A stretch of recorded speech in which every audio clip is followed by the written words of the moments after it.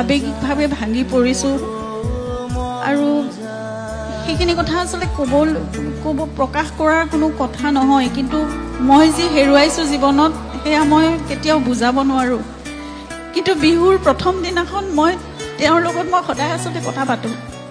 সেইদিনা মই কৈছিলোঁ, সেইদিনাখন এনেই বিহুৰ দিনাখন আমাৰ প্ৰস্তুতি সদায় প্ৰতি বছৰে বেলেগ হয়। আজি বিয়া হোৱাৰ পিছৰ পৰা এই 23-24 বছৰে মই সদায় দেখিছোঁ বিহুৰ প্ৰস্তুতি কেনেকুৱা।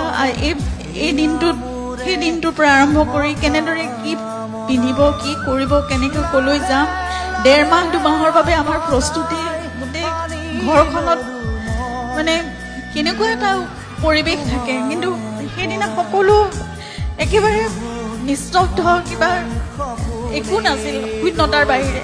আৰু মই তেওঁৰ লগত কথা পাতি আছিলোঁ। তেতিয়া মই তেওঁক কৈছিলোঁ যে তুমিয়ে দেখোন লিখিছিলা শেষ বুলিলেইতো শেষ নহয়, আকৌ আৰম্ভ হয়। ক'ৰবাততো এয়া চলি থাকিব লাগিব, নতুন আৰম্ভণি হ'ব লাগিব। তোমাৰ মোৰ যাত্ৰা ইমানতে শেষ নেকি? ক'ৰবাততো এটা নতুন যাত্ৰাৰ আৰম্ভণি আকৌ হ'ব লাগিব নহয় গল্ডি? আৰু সেই যাত্ৰাটো ক'ৰ পৰা কেনেকৈ হ'ব, কি কৰিলে হ'ব? চাগে তেওঁৱে মোক সেয়া বাট দেখুৱালে। প্ৰথম দিনা লতাশিল বিহুলৈ গ'লোঁ, মই লতাশিল মঞ্চলৈ গ'লোঁ আৰু মই কথা পাতিলে, মই প্ৰাৰ্থনা কৰিলে মোৰ এনেকুৱা লাগে তেওঁ সদায় শুনে আৰু তেওঁ মোক সদায় কিবা এটা উত্তৰ দিয়ে।